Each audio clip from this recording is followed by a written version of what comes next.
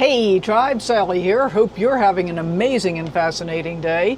I know I am, because today I get to tell you the story of how I accidentally became a nomad.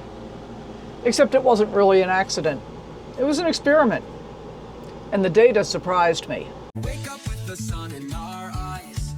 Sally forth, no need for goodbyes. Journey calls, let's roll the dice. Every mile a new surprise. I'm somewhere in Arizona. Kit's not with me yet, but the rig's humming along. That was the previous rig. And I'm supposed to be heading home. 5 weeks on the road and the experiment's over. It's time to go back. And somewhere around Goodyear, which is just west of Phoenix, I caught myself thinking, I don't want to go back. Not, I wish I had more time. Not, I need a vacation from my vacation. I mean, I genuinely did not want to return to the life that I had built. And that surprised me more than anything. Because I'd built a good life. A really good life. I just didn't want it anymore. So let me back up and tell you how I got here. Because I think this story might matter to you. So first of all, I'm a serial entrepreneur. Over the years, I've been a landscape contractor, a systems engineer, I've done retail businesses, I've been a business coach, I've been a health coach.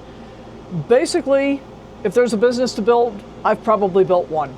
And part of that is because I get bored, I go start a new business. I want to learn something new, I go start a new business. That's why I've got a YouTube channel, even though I'm theoretically retired. At this point in this story, I was running a real estate brokerage, and I was good at it. But I had a problem that I suspect some of you might recognize. I love to travel, and I could never be away for more than 2 weeks at a time. That was my ceiling. 2 weeks, then back to the business, back to the responsibilities, back to the life. So, as an engineer, I did what engineers do. I looked at the constraint and I asked, is this actually a hard limit, or is this a system design problem? What if I could remove the friction that was keeping me grounded? What if I could design a way to run the business from the road? So I designed a test. 5 weeks on the road, real work, real clients, real responsibilities, just from a different zip code every few days. Here's what I was testing. Could I stay connected reliably enough to run the business? Not only, I needed to have internet connectivity, not only for myself, but for my clients. And so I got to tell you, it was okay most of the time. Rio Grande Village was almost a breaking point for me in several different ways, actually, on that trip. It was a real learning curve. It required breaking camp twice a day, every day, to go drive to the camp store so I could get enough connectivity just to be able to email and text. I couldn't even make a phone call. Could I maintain client relationships remotely? Yeah, that's a really big deal, right? Well, it is and it isn't. Part of my benefit and advantage was that we're talking about 2021 when I hit the road full time, when I hit the road for this experiment. And I had been running my business mostly remotely, just from my house, since 2016. I met with my clients online routinely. We all use Zoom now. Back in the day, I was using Ring Central. It worked. Now, during this time at Rio Grande Village, I couldn't meet with anybody on a face-to-face video call because I couldn't get enough connectivity to do that. But most of the time I could. Most of the time it wasn't an issue. And then, of course, the next question was, could I actually function living in a small space while I was on the move? And the answer to that was yes. Now, I will also admit that the RV that I did this experiment in, I had only planned to be using as a extended vacation vehicle, not as a full-time life. Turns out that was not the right choice for me for a full-time life, which is why I'm now in Henry. But I could make it work, and I did make it work. I made it work for a couple of years. And honestly, here's the biggest question. Would I even still like it after the novelty wore off? And the answer to that is, well, we are just about 5 years in. We're coming up on our 5-year Nomad anniversary before too terribly long. And yes, I still love it. I don't see an end in sight, although as I'm aging, I'm starting to think about, what is it that I want to do if I decide, or when I decide, that traveling regularly is no longer my best option. I don't know when that is yet. I figure it'll probably happen at some point, but I can't see that piece of the future yet. So let's talk about what worked better than I expected. I found that I could compress what had been 8 to 10 hours a day sitting at my desk into about 2 hours of focused work per day. And so basically what that means is I was spending about 25% of the time actually working that I had been previously. So that tells you how much time most people waste when they're just sitting at a desk. What was harder than I expected? Well, the internet was a challenge. And it's been solved in various different ways over the ensuing years. For the past 2 years, my go-to method has been almost exclusively using my phone's hotspot. I have a visible cell phone plan with unlimited data, even on the hotspot, and it runs on Verizon's towers because it's a Verizon company, it's not an aftermarket reseller.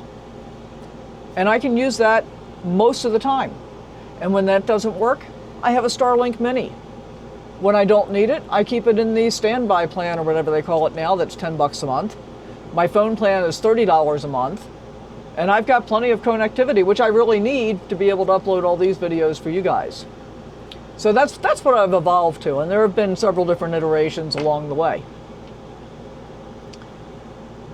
But the thing that nobody told me that spending 25% of the time that I had previously to generate 90% of the income was hugely easier than I expected. And the biggest surprise turned out to be how much I prefer boondocking by myself over staying in campgrounds or RV parks with lots of other people. Now, putting those two things together let me realize just how inexpensively I can live this lifestyle by boondocking the vast majority of the time. And in fact, there was a point when I finally realized I didn't really need that real estate brokerage anymore, and I said goodbye to it. But that's a story for another video on another day.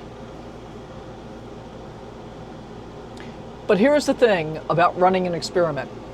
You have to be willing to let the data change your mind, even when it surprises you. And for me, by week 3, something had shifted. I wasn't just tolerating the road, I was thriving on it. I was sleeping better, I was thinking more clearly, and I genuinely looked forward to every single day. But it wasn't until that drive home, until I caught myself not wanting to go back, that I understood what the data was actually telling me. It wasn't telling me that RV life was perfect. We all know by now that it's not all rainbows and unicorns. It was telling me that I had been choosing my old life by default. Not because it was what I wanted, but because it was what I had built, and I hadn't stopped to ask whether it still fit. And during that drive home, I asked the question for real. And the answer was no. It didn't fit anymore.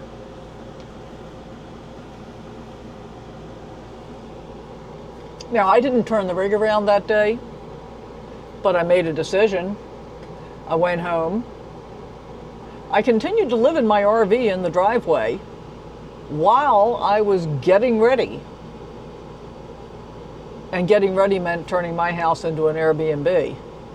And after doing that, within about 2 months, I was on the road full time. Although I count my full time Nomad-versary from the day I set out on that 5-week experiment, because truly, that's when I became a nomad. Now, I'm telling you all of this because I know some of you are sitting exactly where I was sitting before that trip. You've got a life you built. It's probably pretty good. But there's something that you want.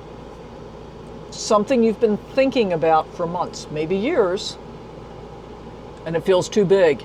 It feels too risky. It feels too impractical to actually do. I want to offer you a reframe. You don't have to leap. You have to design a test.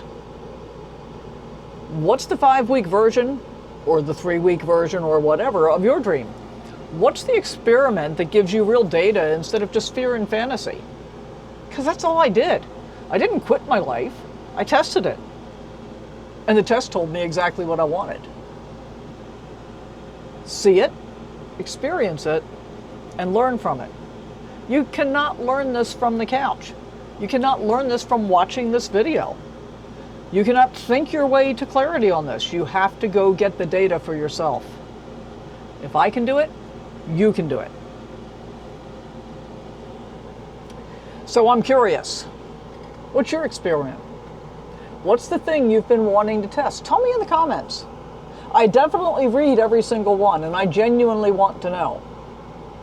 And if you're somewhere at the beginning of thinking about RV life or full-time travel, or whatever it is, that's a big change for you, stick around.